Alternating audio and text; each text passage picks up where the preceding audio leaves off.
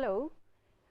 In the last unit, we looked at how the Western scholars, along with artists, painters, writers, philosophers, constructed a discourse about the East, which they call the Orient, and this discourse, which went under the name of Orientalism, created an image of India and the East in the mind of the West, which was a construction of the West and was used by the West to define itself.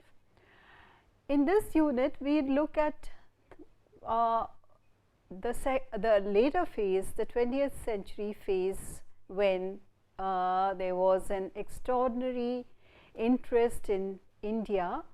This India, which was constructed as a mystical, spiritual entity, became the object of the West's desire in various waves. And we begin with, after having explained how this interest began with the Indologists, let's look at the various waves of the Western interest in India, which converged on Indian spirituality, meditation and yoga beginning in the 1920s.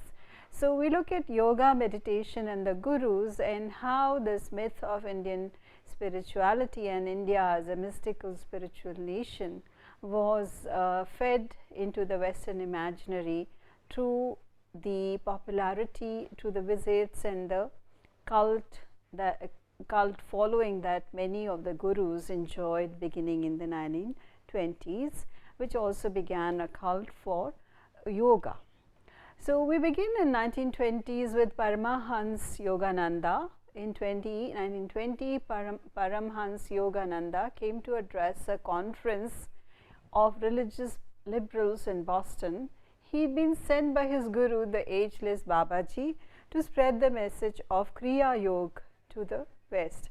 I am not going into the earlier visits of spiritual leaders such as Swami Vivekananda and others prior to this, because this cult began in the 20th century, and a cult for gurus and meditation and yoga, where a number of genuine and fake gurus became the object of the West's interests.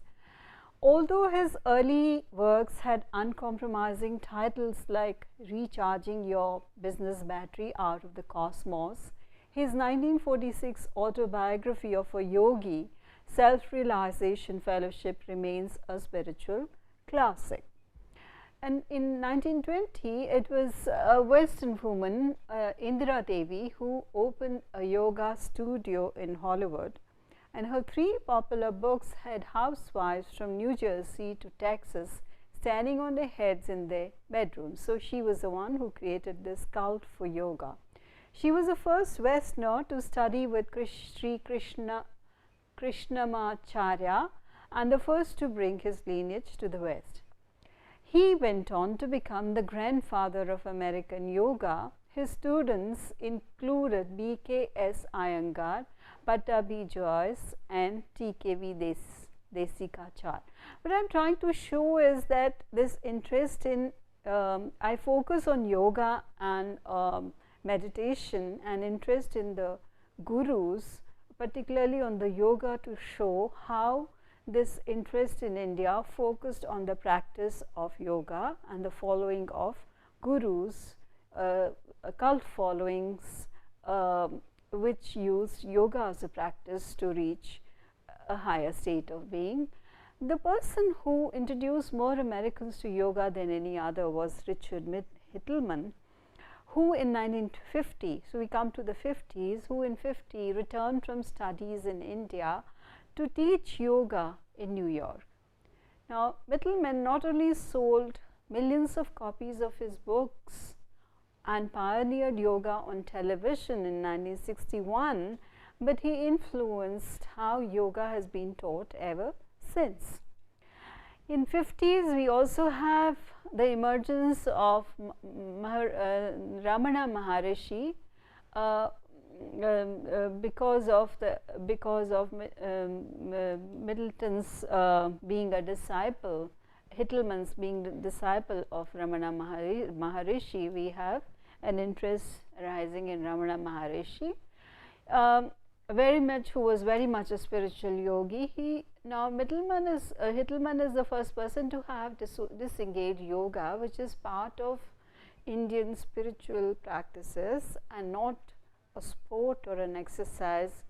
Hittelman was the first person to have disengaged the spiritual practice from the physical aspect in yoga and yogic asanas and yogic practices.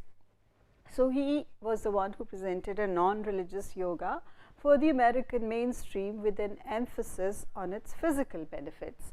And this is the stream of yoga which has become, these two streams have become separated ever since, and today a number of people in the West are die-hard fans of yoga as an exercise, as a physical activity, having dissociated it from its spiritual aspects. He hoped students would then be motivated to learn yoga philosophy and meditation.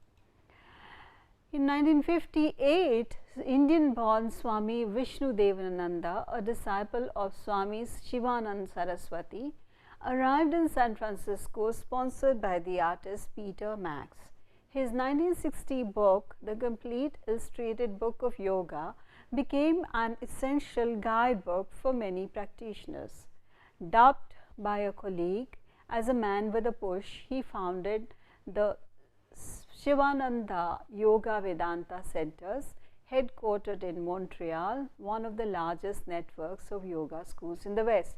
So, we can see how yoga and meditation spreads to all parts of the West, not just in North America, US as well as Canada. And the 60s, we find Swami Sachidananda, another one of Swami Shivananda's disciples, arriving in New York for a couple of days and ended up staying there permanently. His Integral Yoga Institute now includes an ashram in rural Virginia and over 40 branches worldwide. Sachidananda opened the Woodstock Festival in 1969, evoking Vivekananda's greeting of 75 years earlier. My beloved sisters and brothers, looking like an aging hippie himself with flowing hair and beard, he provided a living example of a life dedicated to spirit. It was just what many young people were hungering for. And now from the 20s we come to the 60s wave, when there is a crescendo, and with the arrival of Ram Das, another Pied Piper for American youth, the former Harvard professor left on a pilgrimage to India in the late 60s as Richard Alpert. He returned with a guru and a new identity. Now, his 1970 tour of college campuses and his book, Be Here, now established the spiritual quest as a lifestyle for a new generation of seekers. So, we are talking about the 60s wave and the Western turn to Eastern mysticism and spirituality as a panacea for all Western evils. In 66, B.K.S. Iyengar's Light on Yoga was published in the United States, a book that is still considered to be the Bible of serious asana practice. In 1973, Mr. Iyengar was invited to Ann Arbor, Michigan to teach by Mary Palmer. Nearly every Western teacher has been influenced by his emphasis on anatomical precision, many without even knowing it. And by the 70s, you would find yoga and spiritual teachings everywhere. Near Santa Cruz, California, the silent sage Baba Haridas founded Mount Madonna to provide residential yoga programs. In 1975, Pattabhi Jois made his first visit to the United States and set off the wildfire of Ashtang Vinayas Yoga. Around the same time, T.K.V. Desikachar, son of the great master Sri Krishnamacharya, brought his Vinay Yoga to the West. So, we have a mushrooming of various yoga institutes and gurus, yoga practitioners who are lapped up by a West, waiting for a Messiah to solve their spiritual problems.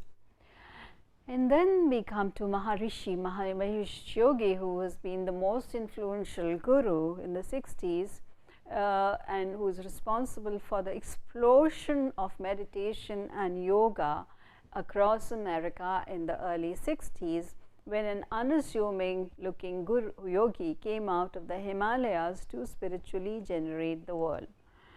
Now, his historic meeting with the Beatles is what set off the trend or a fad for Hinduism amongst Western youth. Largely owing to the popularity of Beatles in the 60s, a large number of youth turned to Hinduism and Hindu spirituality, Indian spirituality, in order to get away from the problems of the Western world. Once dismissed as hippie mysticism, the Hindu practice of mind control that Maharishi taught gradually gained medical respectability. Maharishi Mahesh Yogi began teaching transcendental meditation in 1955 and brought the technique to the United States in 1959. But the movement really took off after the Beatles visited his ashram in India in 1968. So, we have here Beatles sitting at the Maharishi's feet, and we have a picture of the film star Mia Farrow as well. Once there, the rock stars had a falling out with the Maharishi after rumors emerged that he was making inappropriate advances on attendee Mia Farrow. John Lennon was so angry that he wrote a bitter satire, Sexy Sadie, in which he vowed that the Maharishi would get yours yet. So, the Maharishi insisted he had done nothing wrong, and years later Paul McCartney agreed with him. Deepak Chopra, the New Age guru, as you know him, the disciple of the Maharishis and a friend of George Harrison's, has disputed the Farrow story, saying that the Maharishi had become unhappy with the Beatles because they were using drugs. With the help of celebrity endorsements, the Maharishi, a Hindi language title for the great seer, parlayed his interpretations of ancient scripture into a multi-million global empire. So, we can see here that this cult for the East, which is created in the West first by Indologists and Orientalists, and these forms of neo-Orientalism circulate in the Western world, with the East itself, not only the nationalist leaders, but also the purveyors of Eastern mysticism and philosophy themselves, pandering to this taste for the East in the West, for the desire of the East in the West, and using it, appropriating this desire of the West for the of the East in the West, to capitalizing on it to create a multi-million dollar global empire. Transcendental meditation, after 50 years of teaching, the Maharishi turned to larger themes with grand designs to harness the power of group meditation to create world peace and to mobilize his devotees to banish poverty from the earth. Maharishi Mahesh Yogi's transcendental meditation empire now claims 40,000 teachers and more than 4 million practitioners with 1200 centers in 108 countries. So, now we come to 60s counterculture and the role of this counterculture in creating a taste, a fashion for the East in the West, a trend for the East, a fad for the East, which persists, which is carried over today in the era of globalization. In some ways, the spirit of 60s counterculture has made a resurgence today. We have arguably returned to a time when many are questioning the values, this is what somebody says, the value of our relentless pursuit of success, asking whether our hard-driving lifestyles are causing us to miss out on some of the most important things in life. And yoga, meditation and spirituality, interest in yoga, meditation and Eastern spirituality, which were all originally popularized in the West during the 60s, have also peaked in recent years, becoming ingrained in Western cultural lexicon and American lifestyles.